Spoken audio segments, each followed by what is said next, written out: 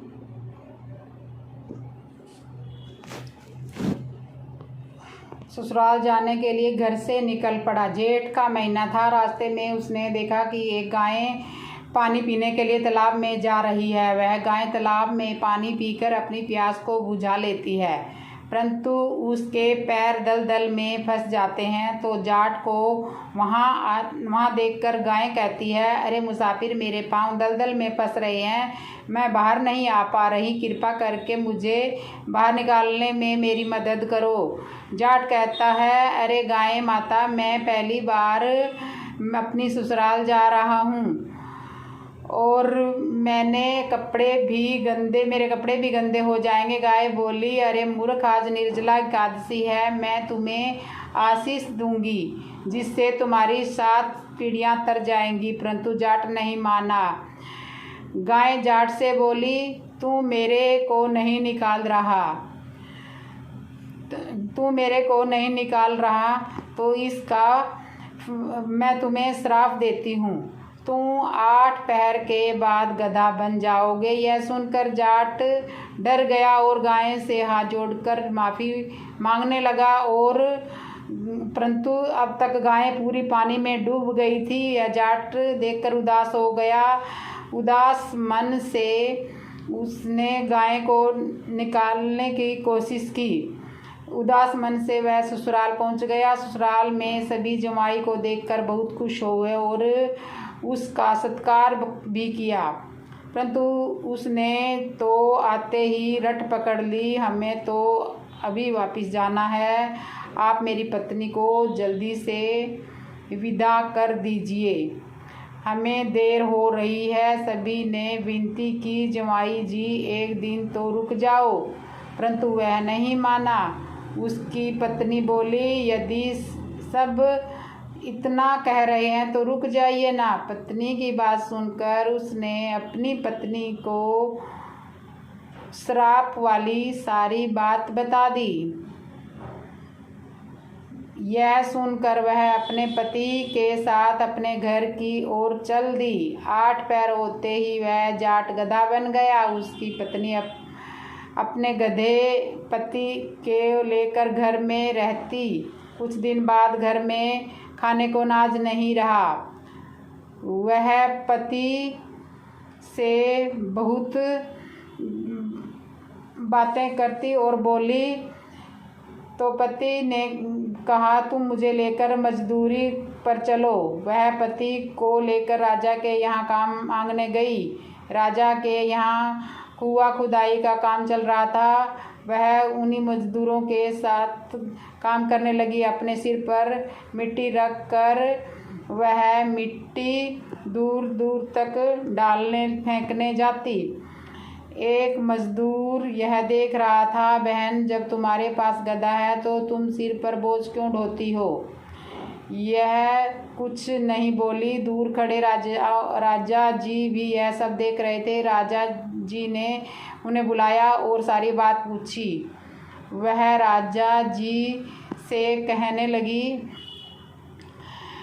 मैं उन पर वजन कैसे बन सकती हूँ, ये मेरे पति हैं। राजा जी ने कहा, एक गधा तुम्हारा पति कैसे हो सकता है।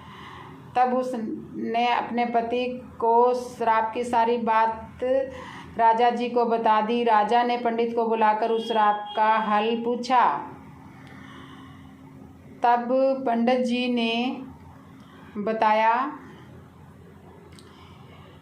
इसका तो एक ही हल हो सकता है। जिस मनुष्य ने अपने जीवन काल में 101 ग्यारस की हो और वह मनुष्य अपनी सभी ग्यारस का फल इस गधे को दे दे तो यह फिर से मानव बन जाएगा। राजा ने पूरी नगरी में ये कहलवा दिया कि किसी ने 101 एकादशी रखी है तो किसी ने 101 तो यदि वह अपनी ग्यारस का फल गधे को दे दे तो राजा ने बहुत बड़ा ऐलान का इनाम देगा।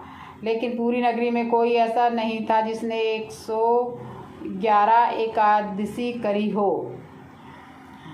तब किसी ने 11, किसी ने 21, किसी ने 51 ग्यारस की। तभी एक बुढ़िया आई और बोली, महाराज मैंने पूरी 101 एकादशी का व्रत किया है।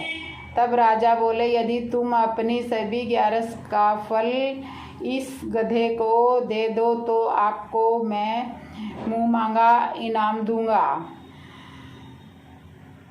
बुढ़िया ने कहा, महाराज मैं धन लेकर क्या करूँगी। मैं आज हूँ कल नहीं, मैं अपनी 100 ग्यारस इसे दे दूँगी, परंतु निर्जला ग्यारस तो मैं अपने पास ही रखूँगी, क्योंकि इसी एक एकादशी के कारण मुझे वैकुंठ धाम मिल सकता है, मेरी मोक्ष की प्राप्ति होगी। ऐसा कहकर बुढ़िया ने अपनी 100 ग्यारस का फल उस गधे को दे दिया, जिससे वह फिर से मानव बन गया। परंतु 1 ग्यारस के फल की कमी से उसका पूरा शरीर तो मानव का हो गया, पर गधे की पूंछ उसके शरीर से नहीं हटी।